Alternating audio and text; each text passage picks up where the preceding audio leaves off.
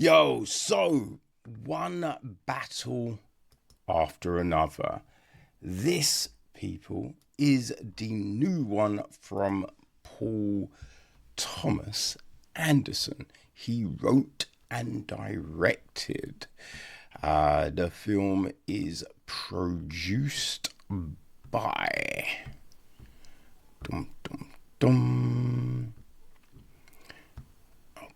Adam Sommer, Sarah Murphy, and Paul Thomas Anderson. It is executive produced by Pete Chippetta, Andrew Lowry, Anthony Titanegro, and Willie Weisk. Johnny Greenwood took care of the score. Michael Berman is on cinematography. Everything's edited by Andy Jurgensen, and Cassandra Koulakundis was down with all the casting. Production design, we have Florencia Martin, Andrew Max Khan, Albert Cisneros, and May Mitchell are art direction. Set decoration is Anthony Carlino, with Colleen Atwood on costume design. We have then got... Oh, what's happened to my page? Boy.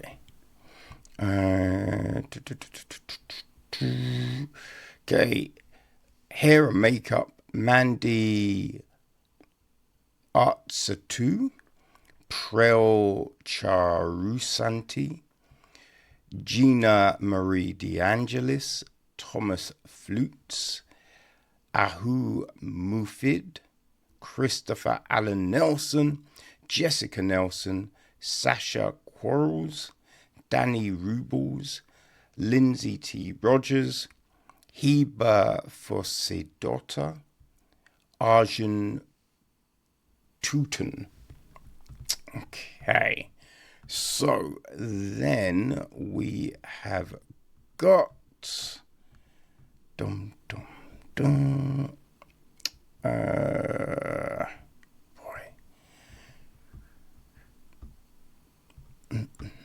all the information is just very poorly laid out, but Didi Alu, David Alakan, Joey Anya, Brian Avery, Rick Avery, Samuel Bakker, Cody Banter, David Barrett, Morgan Benoit, Matt Burby, Hannah Betts, Freddie Boussiges, Eddie Braun, Cami D. Bruder, Richard Burden, Keith Campbell, Troy Castaneda, Doug Coleman, Eliza Coleman, Whitney Coleman, Tim Connolly, Cassie Joe Craig, Clay Cullen, Steve DeCastro, Lisa Dempsey, Julius Denem, Ryan Davita Loza, Alma Dorsey,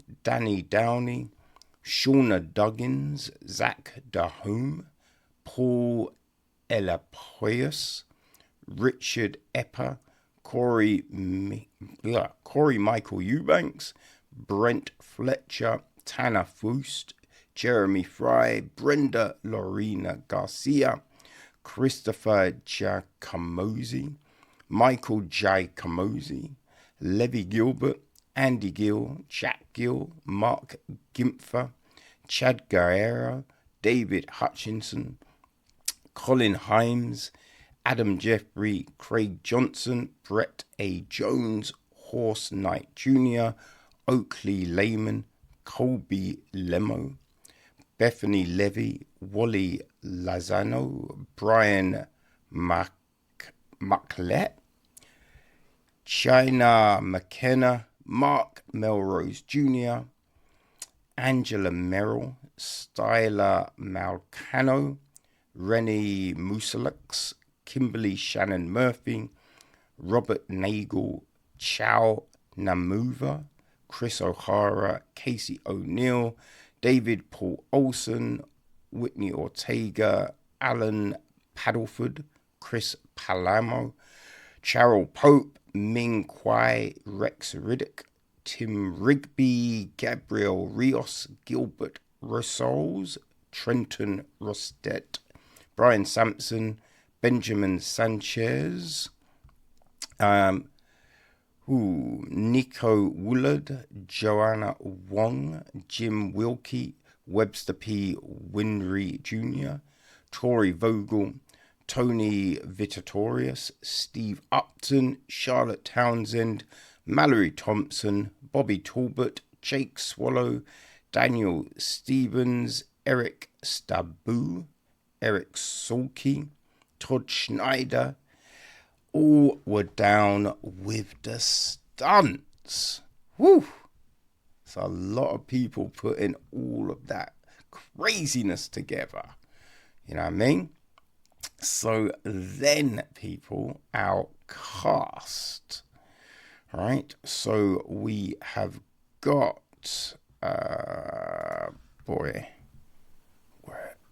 let's go with this. Ghetto Pat Calhoun, aka Bob Ferguson, is played by Leonardo DiCaprio. We have Tiana Taylor as Perfidia Beverly Hills. Right, there is Sean Penn as Colonel Stephen J. Lockjaw. Chase Infiniti is Willa Ferguson, aka Charlene Calhoun. We've got Benicio del Toro as Sergio St. Carlos. Regina Hall is Deandra. Wood Harris is Laredo. Alana Haim is Mae West. Paul Grimstad is Howard Somerville, aka Billy Goat, aka Gringo Coyote. Shayna McHayle is Jungle Pussy. Dijon Dunas is Talleyrand. Tony Goldwyn is Virgil Frank Munton. John Hogelsacker is Tim Smith. D.W. Moffett is Bill Desmond. Kevin Teig is Roy Moore. Jim Downey is Sandy Irvine.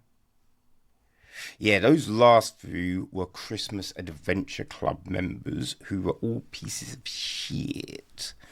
Starletta Dupoy is Grandma Minnie. That's Perfidia's mother.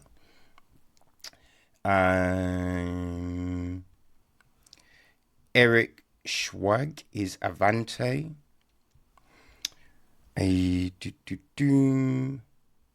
Brooklyn Trueheart Demme is Sober Rick. Dan Chariton is Comrade Josh. April Grace is Sister Rochelle. John Beavers is 1776 James. Jenna Malone is the greeting code voice. So, yeah, that is our main lot of people, I think. Have I missed anyone out? Dum, dum, dum, dum, dum, dum, dum. Sasha DeSafino is R.A. Rippey. Vanessa Ganter is Mama Sondre. Oh, the baby version of Charlene is played by Nia Leon, and another baby version was played by Attilia Gupta. Joe Sylvia, Sergeant Joe.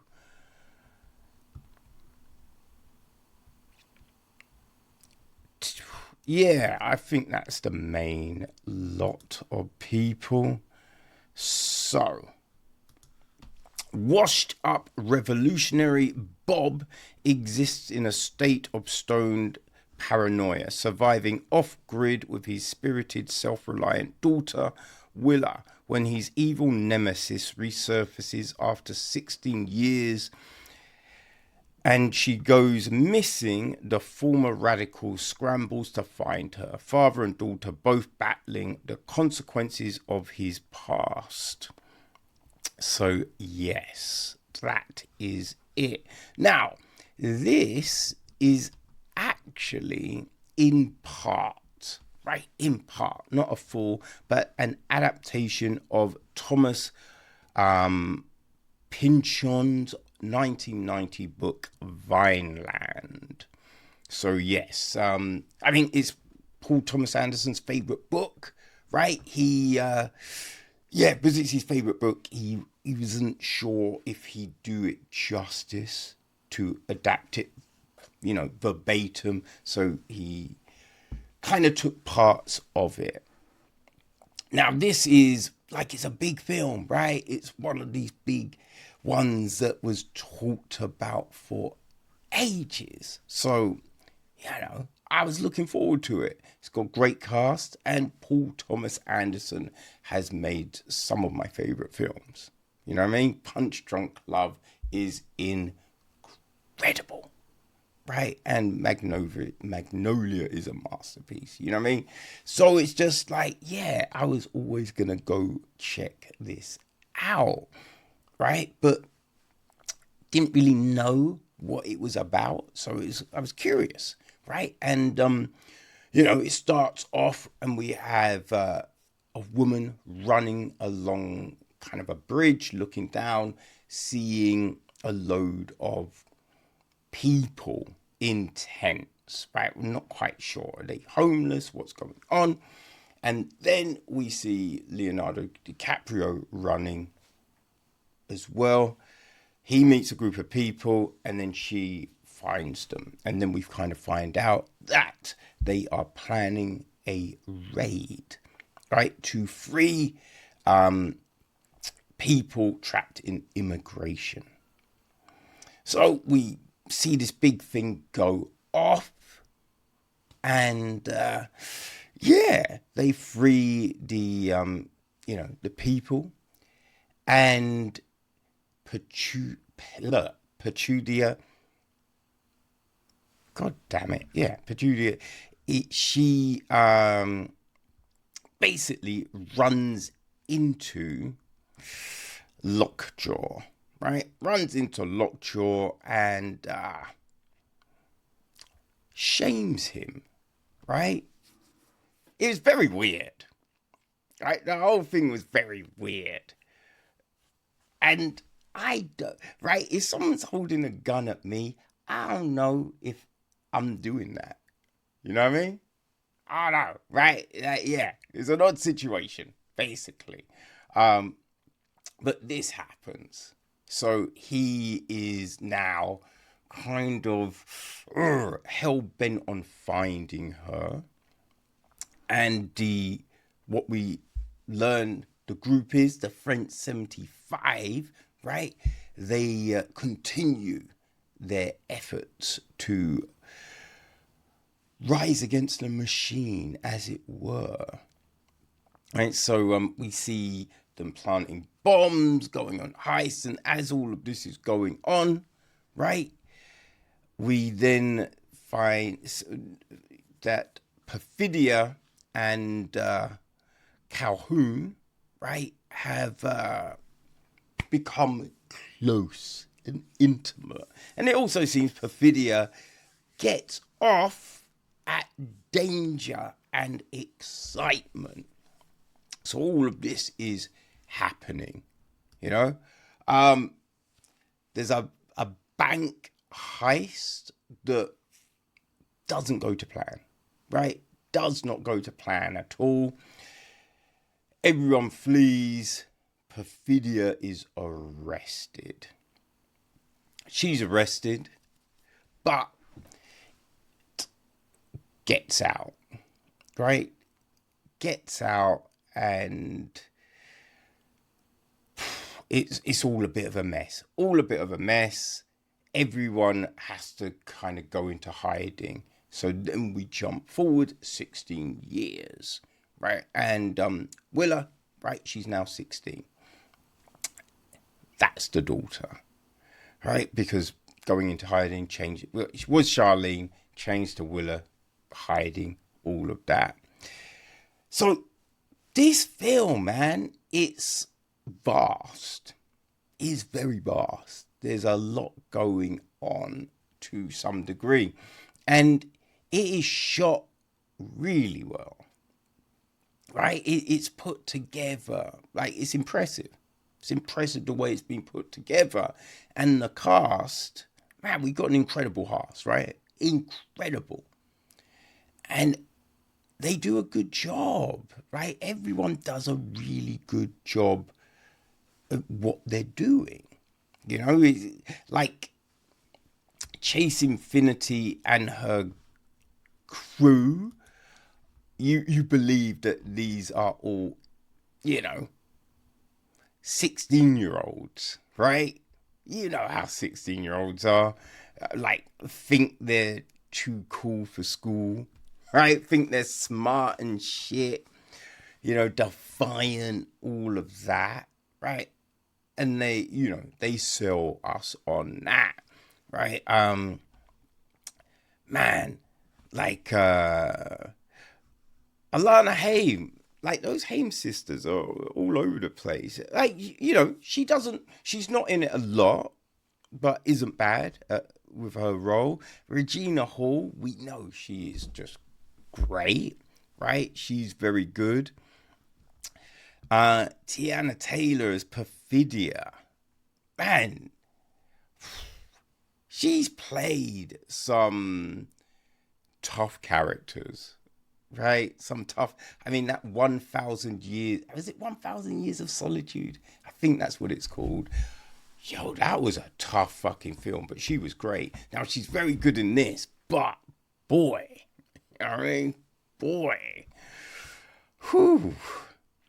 Man, yeah, like we have a really good cast, like Grandma Minnie, all of these people are very good. Benicio del Toro, right? The nuns are great. Leo is good, right? Leonardo DiCaprio as Pat. He's good. But the character is kind of a buffoon, right? It's like you are kind of baffled how Pat and Perfidia get together. You know what I mean? And when you kind of, they're not just a group. The French 75, they're not just a group, going on rallies and shit. They're blowing stuff up. They're raiding, They're doing some crazy ass shit. So, like, they understand if they get caught, they could get killed or just locked up and the key thrown away. So they've put in place protocols. And, like, it's in the trailer. Bob forgets the codes, which you do kind of feel, really? Because, Willa remembers the codes, right? She remembers the codes, but Bob's forgotten the codes, which is, I don't know, it all kind of, that kind of aspect of things and the way Bob is in the second half of the film just feels off to me, right? It was hard to believe. And then, we have Willa knowing the codes, right? So she understands the shit. And then shit goes down, right? So all of this stuff is there, but then she lies about something, which is kind of bonkers. Because it's clear she understands, like, the magnitude of the situation. She understands, like, what can be done with technology and just all of these different things, right? So it makes no sense to lie about this one thing. You know what I mean? So we have that. So there's these things that just feel kind of odd. And then, we have our little gang of racists, right? We have these Christmas Adventurers Club members who, they do not like minorities. They want a pure race.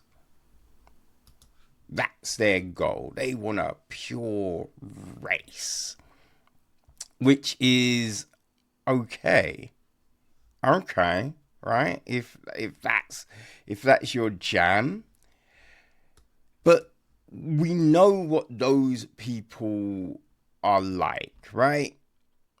We get who they are. So we then have them, like, talking amongst each other, and it's all a little tame, right? It's all a little tame. Now, obviously, don't get me wrong, I'm not a fan of certain words, but you understand certain people use certain words, right? So if we're going, these are those people, we can't have them being like, well, we don't like those naughty people, right? Those little scap-rallions, we're not fans of theirs. That's not what they're going to be saying. So all of that then was a bit, And you've got the Avanti character, right? He's doing work for Lockjaw. And some of the shit he's doing, you go, hold on. Why is this motherfucker doing that for those people who do not like him? Right? He would know that these are a bunch of racists. And racists be racist, right? It's not like we only hate black people. Everyone else is fine. No, they don't like anyone that's non-white. So it's just like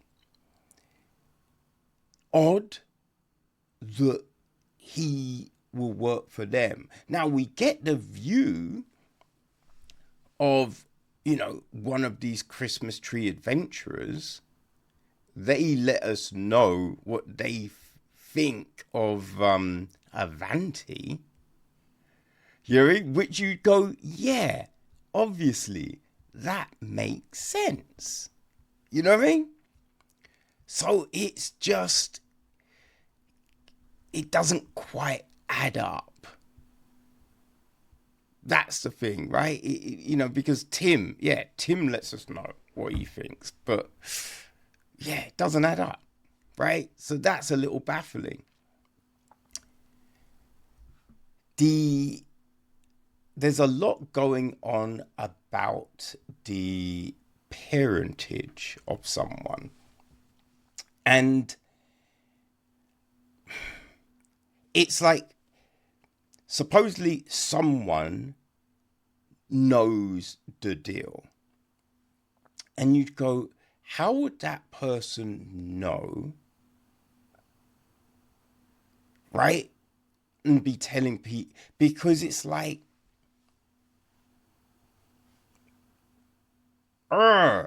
can't go down that front, really. But yeah, it's the film. There's interesting parts of this film. That's what I kind of feel. There's interesting parts of the film. It's production wise very fucking good. You know? It's very good. But it just, there are things in it that I don't quite think make sense.